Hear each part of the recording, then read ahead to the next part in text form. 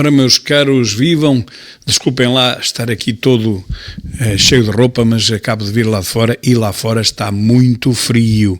Se não acreditam, vejam bem esta imagem que aqui tem aqui um aquecedor de lado, que é para de vez em quando ligar, se não fizer muito ruído, porque está um frio brutal, não há dúvida nenhuma. Aqui está atrás de mim a torre, que é o ponto mais alto de Portugal continental e fica no concelho de Ceia. Bom, meus caros, vamos rapidamente passar para a matéria que nos traz aqui, porque hoje há realmente muita coisa para tratar. E a primeira é esta mesmo: Marcelo reúne o Conselho de Estado para analisar a situação na Ucrânia. Vejam bem, não precisamos de analisar a situação em Portugal, isto está tudo ótimo. Mas, como eu digo, não está lá ainda aquele jovem que o M&M's e Lobby Corporated vai lá colocar. Portanto, ora, o Conselho de Estado, sem aquele jovem que ele prometeu, para que serve? Ainda por cima vão discutir o problema da Ucrânia, portanto, realmente é preciso e é urgente que reúna esse mesmo Conselho, com ou sem jovem, porque se nós não debatermos o problema da Ucrânia, a guerra nunca mais acaba. Portanto, está toda a gente à espera de Portugal e deste Conselho de Estado, que é mais uma utilidade para que a guerra termine. Enquanto isto não for reunido, enquanto o Marcelo não reunir o Conselho de Estado, já sabemos que a guerra na Ucrânia não termina. Aqui está um cartoon de Vasco Gargalo, na edição da sábado, e se olharem com atenção vão ver que está aqui um pacote, não é? Um presente de Natal, que diz Spinam Viva por todo lado, e está aqui este amigo que, obviamente, é o Montenegro que está a receber esta prendinha de Natal, este presente de Natal, como disse o nosso Procurador-Geral da República, que alguém ia receber uma prenda de Natal. Bom, depois disseram que não era ele, que era a própria polícia, depois eram os portugueses, éramos todos nós recebemos uma prenda de Natal, que foi o conhecimento de que o processo que não servia para nada acabou por ser arquivado. Portanto, graças a Deus. Agora, o que eu digo é isto: há cartoons felizes, realmente há, mas se revelassem um pouco mais das feições deste Pai Natal, que não se vê, muita gente o iria reconhecer ao Pai Natal. E este amigo que está aqui, desculpem lá, mas isto é um bocado parecido com aquele que era o dono disto tudo. Ora, vejam, é um misto entre o dono disto tudo e o dono da Spinam Viva, verdade? A notícia que eu já publiquei há mais de um dia, mas só agora posso falar nela, inacreditável. Toda a gente sabia do caso daquele louco que matou aquela criança de 13 anos em Tomar, que fez o que fez à mãe dele, que fez explodir a casa e ele morreu lá na explosão. O agressor mata a criança de 13 anos e morre na explosão por fuga de gás. Mas toda a gente o conhecia. O que é inacreditável é que toda a gente o conhecia. Ele esteve preso. Na altura ainda não se sabia, eu publiquei isto há 23 horas, como se pode ver aqui em cima. Mas depois, posteriormente, soube-se que ele tinha estado preso vários anos e que depois disso já tinha havido várias queixas da própria mulher e acho que de outras pessoas na GNR, a dizer que ele estava completamente maluco, que havia violência doméstica ali dia e noite, mas a verdade é que nada aconteceu como sempre e esperaram que acontecesse o que acabou por acontecer. Uma desgraça que nunca vem só e que está a ter repercussões internacionais, nomeadamente em Inglaterra, no Reino Unido, país de onde a senhora é oriunda. Nós vamos falar nisso mais à frente outra vez. Todos contra todos. RTP pondera juntar 11 candidatos no último debate presidencial. Está aqui o candidato que diz que só desiste se for eleito. É uma categoria, isto vai dar pá, aí 5 minutos a cada um, se são 11 a debater, dá pá, aí 5 minutos no máximo a cada um. E depois a seguir, porque não há tempo para mais, dizem sempre que não há tempo para mais, não pode falar mais, não há tempo. Mas depois eles ficam lá, os comentecos das televisões, ficam lá a falar até de madrugada. Ficam 400 horas, como eu digo, de comentários. Não há tempo para os candidatos exporem aquilo que os leva a isso mesmo, a serem candidatos. Para isso nunca há tempo. Fica sempre tudo pela rama, as pessoas mal abrem a boca já estão a ser interrompidas, então se for o Ventura já se sabe, a cada 5 segundos é interrompido. Mas mesmo os outros não têm muito mais do que 4, 5 minutos. Agora, depois, não há tempo para mais nada, mas depois há tempo para estarem os comentecos durante horas e horas a fio em todas as televisões a comentar aquilo que rapidamente os 11 candidatos disseram durante os 4 ou 5 minutos que muito amavelmente lhes foram cedidos. É inacreditável, não é? Não há tempo para os candidatos, mas há tempo para os comentecos. Também já não há tempo para o nosso ainda Presidente da República. O pacote laboral e a lei da nacionalidade já serão avaliados pelo próximo Presidente da República. Portanto, o principal, este Presidente não vai avaliar nada e já avaliou que chegue e mal. Realmente, como eu digo, este Presidente ficará na história como provavelmente o mais inútil de todos, mas atenção, incluindo Américo Tomás, incluindo o corta-fitas Mor. E o Marcos Mendes divulga a lista de 22 clientes. Há pressão. Entre os clientes estão a tabaqueira e a McDonald's. A tabaqueira, mas clientes de quê? Aí o Capitão Iglo teve razão. Qual é a profissão deste senhor que aqui está? Advogado? Não é. Jurista? Também não. Foi sócio de uma empresa de advogados, mas não foi sobre a advocacia que ele trabalhou, não foi sobre as leis que ele trabalhou. Legislação, nada disso. Foi sobre quê? Pois isso é que ninguém sabe. Por isso o Capitão Iglo chamou-o de lobista. Portanto, um descongelador ou um facilitador de negócios. Mas calma que estes negócios não são negócios quaisquer. Porque se for facilitador de negócios entre privados, não há mal nenhum nisso. Então é o intermediário. Ganha a sua comissão e está o problema resolvido. O problema não é esse. É que o que paira no ar é que ele é um desbloqueador de negócios entre a administração pública, entre o Estado, entre todos nós, o nosso dinheiro, e algumas empresas privadas, incluindo algumas do Porto, incluindo algumas a quem o seu mandatário adjudicou obras de 400 milhões, que é a tal empresa de construção civil e obras públicas que lhe dava 5 mil por mês, sem ninguém saber porquê. Qual era o trabalho que este senhor fazia para essa empresa? Ele recusa-se a dizer e ninguém sabe. Trabalho jurídico não é, porque o próprio administrador da empresa disse que ele era um consultor não jurídico. Ora, se a única coisa que ele percebe é de leis, e se é um consultor, mas não é jurídico, é consultor de quê? Já perguntei isto em vídeos atrasados. É consultor então de quê? De engenharia? Mecânica ou civil? Ou hidráulica? Ou de minas? É consultor de que tipo de tecnologia? Nenhuma, porque ele não tem nenhuma formação sobre isso. Então não há dúvidas, meus caros. Se ele é advogado e não é consultor sobre assuntos jurídicos, só pode ser um desbloqueador de negócios, mas isso é crime, porque a lei do lobby não está aprovada ainda em Portugal. Há de ser. Já foram algumas propostas enviadas à Assembleia da República, mas foram todas chumbadas, ainda não chegou ao fim. Portanto, há de ser, mas neste momento não é. E ele faz esse trabalho há anos. Pelo menos há 12 ou 13 ou 15 que ele diz. Portanto, o que ele faz é desbloquear negócios, mas entre a administração pública e os privados, isso não pode, isso é irregular, isso é ilegal.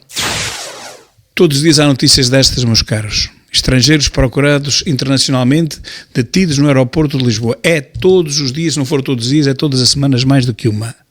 O que eu pergunto é, porquê é que deixaram entrar tanto criminoso internacional em Portugal? E mais, quem deixou entrar tanto criminoso internacional em Portugal? Em que governo é que isso aconteceu?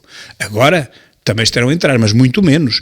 Qual foi o governo que escancarou as portas a toda a gente sem perguntar sequer quem eram, de onde vinham e qual era o seu registro criminal? Sabemos, António Costa, que lá foi buscar a sua reforma dourada, assim como Judas Cotrim. Mas esse foi tratado da vida dele e deixou-nos aqui abraços com toda esta criminalidade organizada e perigosíssima.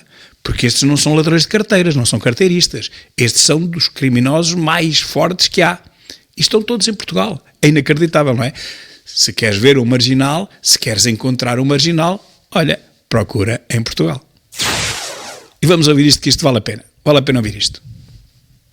Uma das principais empresas de construção civil do país não se lembrava que tinha pago 5 mil euros por mês a Marcos Mendes durante 5 anos. Temos a concorrer à Presidência da República um lobista não declarado. Não se lembra que pagou 300 mil euros, que pagava 5 mil euros por mês, pode significar, por exemplo, numa prestação de serviços nenhuma e que não passava de um favor qualquer. Isto tem que ser esclarecido. Quais foram as evidências durante esses 5 anos desse trabalho? A revista Sábado publicou esta semana uma investigação dando conta da atividade e do rendimento de Marcos Mendes, cerca de 700 mil euros em 2 anos, como consultor de uma das maiores empresas de advogados do país. Que trabalhos é que fez? Depois se recebeu 500, 600 ou 700 mil euros, porque realmente o Luís Marcos Mendes enriqueceu nos últimos anos. Para quem é que trabalhou na Abreu Advogados? Diz que só a Abreu Advogados é que pode dizer. Não é verdade. Ele pode dizer. Não há nenhum segredo profissional que o impeça dizer que é para os advogados. Eu não posso divulgar, evidentemente, clientes, que isso é proibido. Sendo ele um trabalhador não jurídico da Abreu Associados, não é? é juntar pessoas para fazer negócios. Não abri portas nenhumas. Nós temos que acreditar que ele tem um passado completamente limpo, que não esteve a fazer tráfico de influências para nenhuma empresa, porque é isso que se chama consultor num escritório de advogados. O que na prática faz é isso. Foi sócio de uma empresa que foi referida chamada Operação Labirinto. Na altura disse que nunca recebeu um único euro da empresa e que não sabia da atividade ligada ao Qual risco. empresa?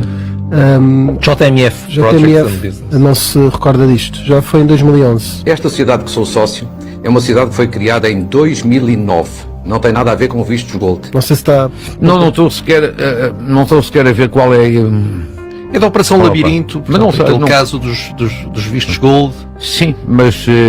Na altura fez comentário sobre isso. Mas não me recordo qual. Não me recordo qual é a empresa. Ele não se lembra das empresas que criou ou que participou.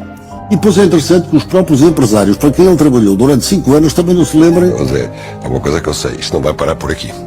Não vai. Isto é, quanto mais se mexer, quanto mais se esgravatar, mais coisas virão. Pelo que se lê, até pelo teor das escutas de casos em que ele não esteve envolvido, ou seja, foi escutado acidentalmente, vivemos sob o signo do favor e do favorzinho. Ninguém me pediu nada. Até para o casamento da filha, ele pediu pressa para regularizarem o cartão de cidadão. Nem eu pedi nada a ninguém. Isto é uma marca da sua atuação política. Eu já há mais de uma dúzia de anos que digo que o Luís Marques Mendes é um facilitador de negócios. Há mesmo um livro escrito por um jornalista. Esse livro explica bem o que é que pessoas como o Marques Mendes fazem no tráfico de influências, de negócios, etc. E eu vou dizer, não gostava nada de ter, como Presidente da República, um facilitador de negócios. Meus caros, realmente eu nem gosto da maior parte dos comentadores que aqui apareceram, como é público e notório, como o Sousa Tavares e o Isaltino, que também não pode falar muito dos outros, acho eu, mas enfim. A verdade é que o que eles dizem faz todo sentido. O que é que este homem fez nos últimos 12 anos? Ele é um facilitador de negócios, é um lobbyista, é um desbloqueador, mas lá está, isso não pode ser. Não há essa profissão em Portugal. Ele tem que explicar de onde é que lhe veio aquela fortuna, o que é que ele fez para ganhar, por exemplo, só de uma empresa 709 mil euros em 2 anos, que não punha lá os pés. Portanto, o que é que ele fez? É preciso que se saiba, não é? Continuando, este é o primeiro vídeo, que afinal foi o segundo a ser libertado, que eu esqueci-me de o publicar, carreguei, esqueci-me de o publicar, era a primeira parte, e esta aqui é que era a segunda, mas depois ficou trocada, apareceu a primeira e a segunda, depois a primeira, simplesmente porque eu não publiquei este, quer dizer, fiz a partilha nas redes sociais, na minha página de Facebook, mas esqueci-me de o publicar mesmo lá no YouTube, portanto ele não ficou público no YouTube. As minhas desculpas, mas está a ter uma boa prestação, tanto um como outro. E na Póvoa de Varzim já fizemos casas de 60 metros quadrados em 2 dias. Meus caros, eu estou farto de dizer que a única solução viável para combater a especulação imobiliária e a falta de habitação é uma só. É a construção de casas pré-fabricadas, porque isso é imediato. As câmaras providenciam os terrenos, entretanto fazem, enfim, a rede de esgotos e a rede de eletricidade, e as casas são erguidas em pouco mais de uma semana, 15 dias. Não é em 2 dias, mas uma semana, 15 dias. Caso contrário, andamos aqui anos e anos e anos só com o projeto. E depois primeiro começa, e depois o contrato, e depois o concurso vai ser impugnado pelo concorrente. E depois, ao fim de 10 anos, estamos na mesma. E quando as casas forem feitas, como eu digo aqui, elas são tão caras ou mais que as outras. Portanto, se é para a habitação social que vocês querem, esqueçam o processo burocrático normal, porque isso demora décadas. E as pessoas precisam da casa hoje, amanhã, já precisavam ontem. Portanto, não podemos estar 10 anos, 7 anos, 9 anos à espera para dar uma casa a uma família que hoje necessita dela. Portanto, a única solução que eu vejo, e que, pelas vezes, as pessoas que percebem alguma coisa disto mais do que eu também veem, é que é casas pré-fabricadas. Num ano, em meio ano, constroem-se milhares de casas pré-fabricadas. Em 2 anos resolve-se o problema da habitação em Portugal. E havendo tantas casas pré-fabricadas, obviamente que as outras que existem, que são também dezenas, centenas de milhares que estão aí vazias, também vão ter que baixar tanto o preço como a renda. Portanto, é bom para todos. E uma casa pré-fabricada, a sua principal virtude, para além do preço ser muito barato, cerca de 30 mil e poucos, já se compra uma casa muito jeitosa para uma família pequena, para além do preço, é a velocidade com que se faz. Faz-se já em 3, 4, 5 meses está tudo feito. Caso contrário, daqui a 7 anos estamos a falar do mesmo. Portanto, É exatamente isto que eu acho inacreditável, que as pessoas não estão a ver. Está tudo, as câmaras está tudo a ir pelos contratos e pelos concursos. Nem daqui a 10 anos nós temos casas e quando as tivermos estão a preço das que estão agora. Portanto, não ganhamos nada com isso.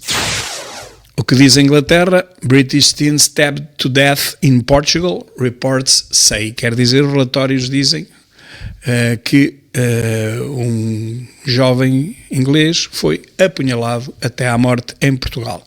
Isto passa na Sky News, não é nenhuma televisão do bairro. As denúncias já se conheciam e é isto que a imprensa inglesa está a dizer. Há vários casos destes que eu já recebi hoje através do Facebook. Grande cartão de visita para Portugal e especialmente, meus caros, após o assassino ter estado preso, que eles vão descobrir isso tudo, se já não sabem, vão saber, esteve preso, tinha um cadastro grande e haver denúncias de que ele estava louco há anos, havia várias queixas e mesmo assim ninguém fez nada neste país. E agora estamos com este cartão de visita, já tivemos aquele problema com a média, não é? E agora temos este problema, quer dizer, Portugal realmente parece qualquer dia está pior que a Turquia ou pior que Marrocos e ninguém faz nada. André Ventura na frente, Mendes cercado, Gouveia Melo em queda, o tabuleiro instável das presidenciais antes da campanha arrancar. Quem diz é a SIC. Quem o diz é a SIC. André Ventura na frente, não é verdade? Pois é que eles bem tentam empurrar Ventura para trás, mas não conseguem, não há hipótese. Só falsificando muito, quer dizer, ainda mais as sondagens. E mesmo assim, sabem que há limites que não se podem ultrapassar. Olha, recordo as últimas sondagens para as legislativas da TVI, em que davam 13% a Ventura no penúltimo dia e davam 14% no último dia. Depois tivemos 22 e tal, quase 23, não é?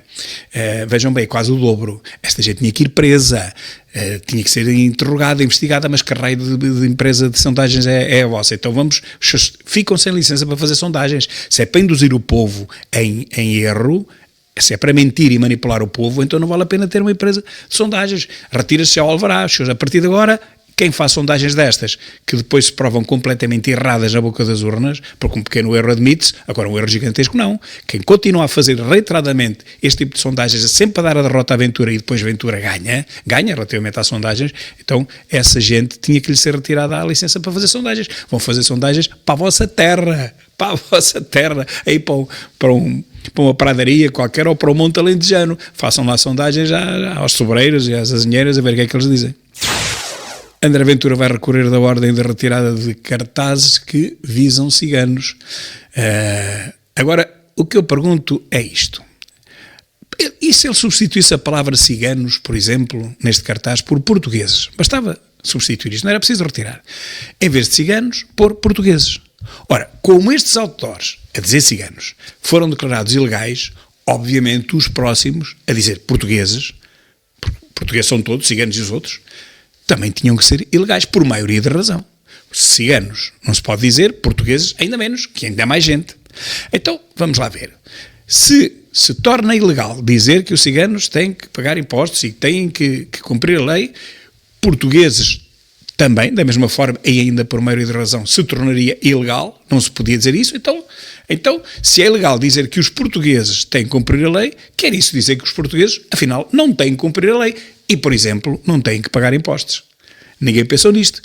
Não é preciso ter uma grande cabecinha pensadora, mas é só isto. Era só substituir ciganos por portugueses e depois deixá-los fazer o que quisessem. Tinha piada ou não tinha? Digam lá. E aqui está o despacho, a sentença, que é preciso ler e é preciso meditar, que isto até erros tem. Está aqui uma parte que não se entende, não há concordância entre os vários elementos da frase, não é? Eu li há bocado, diz assim, o réu, porque vencido na ação, deve suportar em exclusivo as custas processuais, o que se decide. E depois tem o artigo a que se refere, o que se decide.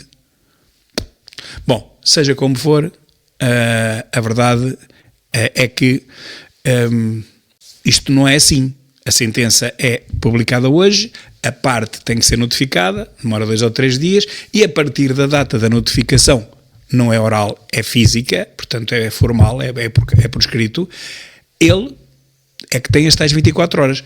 Mas recorrendo, isso até pode ser revertido, só que parece que este recurso não tem efeito suspensivo e, portanto, ele teria que retirar os cartazes. Mas, como eu digo, não precisava de o retirar, era só cortar a palavra que diz ciganos e pôr portugueses. E era muito mais abrangente e era uma chapada sem luva, não quero dizer nesta juiz, mas na justiça em Portugal. Uma chapada sem luva porque remetia e reduzia esta sentença à ridicularia de que ela se reveste claramente e chocantemente. Ora, dezenas de reclusos envolvidos em confrontos na cadeia de Setúbal, 3 guardas prisionais ficaram feridos. E o representante dos guardas sindicais veio dizer que não há gente suficiente na cadeia, que tentaram separá-los, eram 30 a pancada uns com os outros, e que não conseguiram, a única coisa que conseguiram foi ficar feridos também. Que não há gente suficiente, e eles não podem estar armados lá dentro, como sabem, porque senão podiam-lhe tirar as armas e era pior. Portanto, os guardas prisionais já não basta serem num número tão pequeno e não poderem estar armados, e agora estava-se a queixar que amanhã, por exemplo, não há gente para cumprir com o mínimo de segurança as visitas que vão ser feitas às cadeias. E estavam a pedir, os representantes dos guardas prisionais estavam a pedir que amanhã as visitas fossem suspensas por uma simples razão, porque não há gente suficiente. Se amanhã há um tumulto, se há um motim, se há uma toma de reféns, por exemplo, das visitas, se alguma visita ou várias visitas ficarem tomadas como reféns, quem vai resolver este problema? É que nós não temos força, não temos poder, não temos nada nas cadeias. Nas cadeias mandam os reclusos, basta eles quererem. Se eles quiserem portar bem, muito bem. Se eles quiserem portar mal, não há forma de evitar, nem há forma de reprimir. Não temos, simplesmente, guardas prisionais em condições. O que é que vão fazer? Vão meter depois a tropa de choque lá dentro? E cá está, censurado sim, mas vencidos nunca. André Ventura está a simular uma situação que eu até acho que estava correta. Ora, vejam.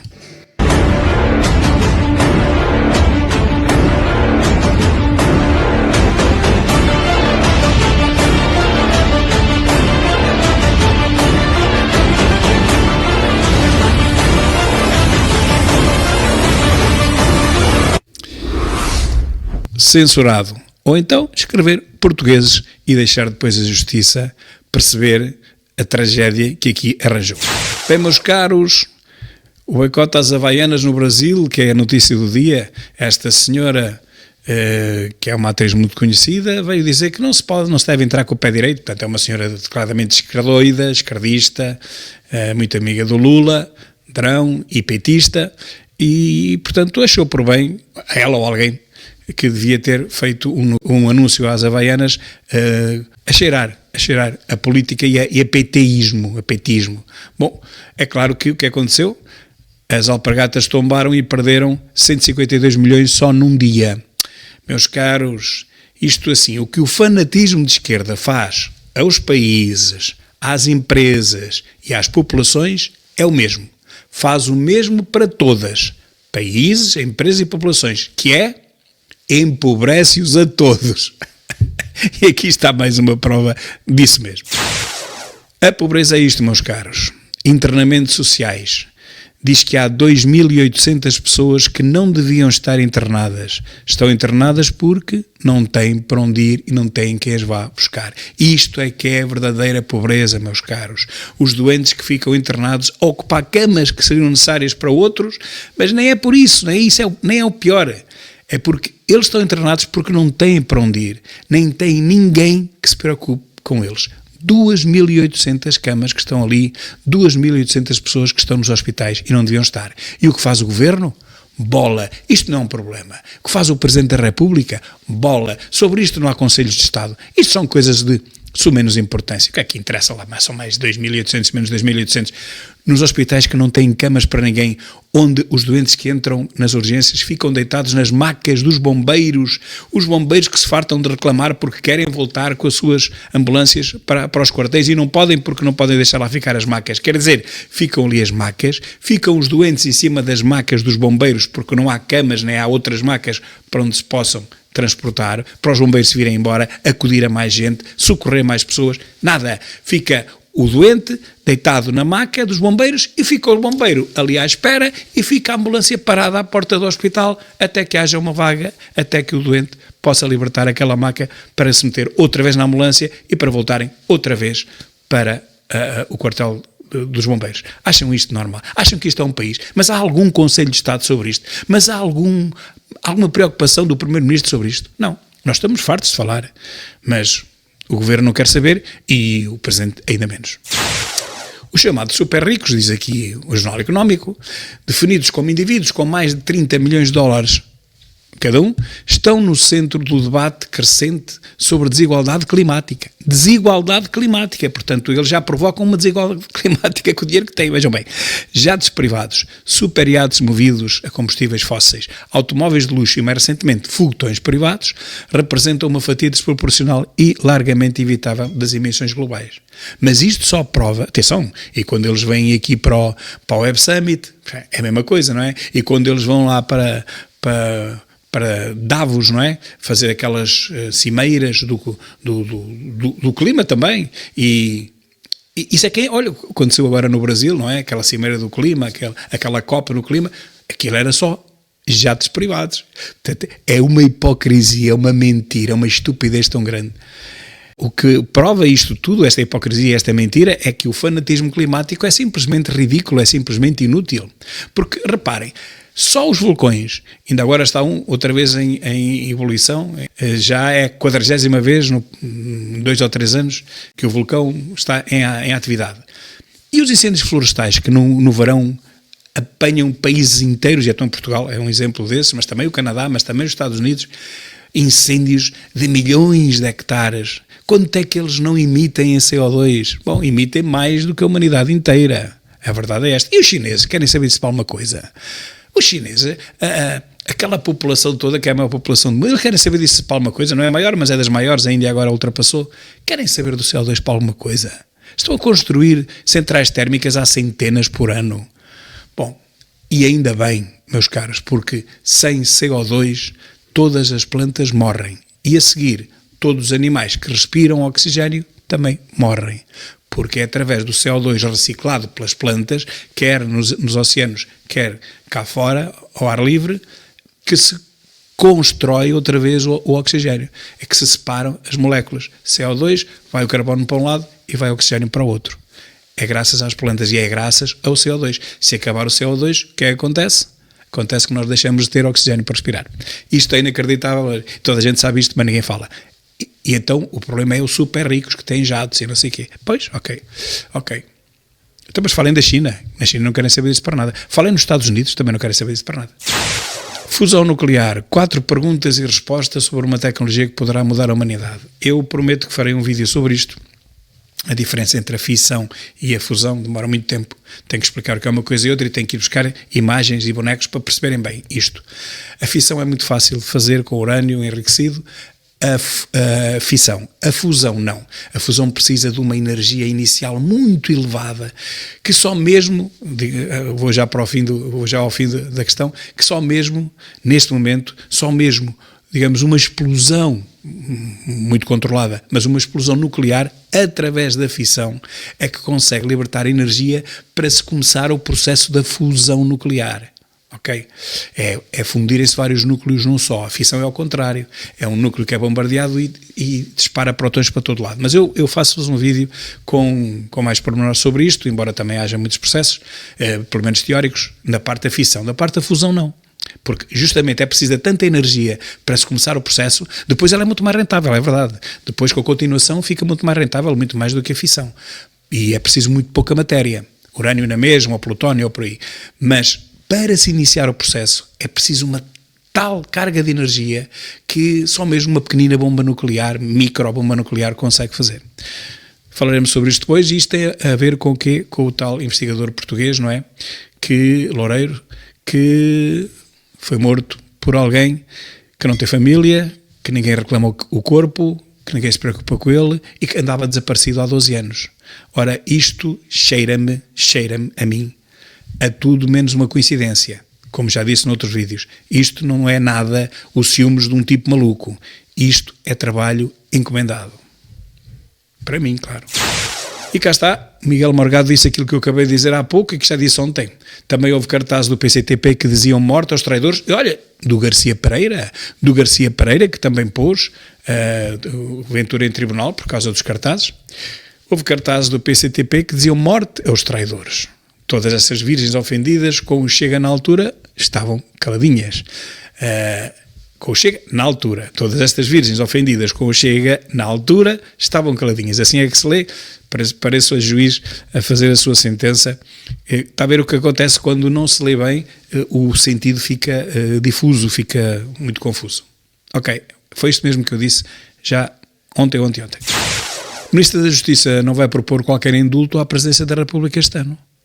Este Natal não há lugar para indultos. Sabem o que é um indulto? É um perdão que se dá a alguns presos por bom comportamento, por alguma coisa que os tenha distinguido, e dá-se esse prémio no Natal. Todos os anos acontece isso e, para além disso, quando há visitas do Papa também há um indulto especial. Mas acontece que este ano não vai haver qualquer indulto e eu pergunto porquê.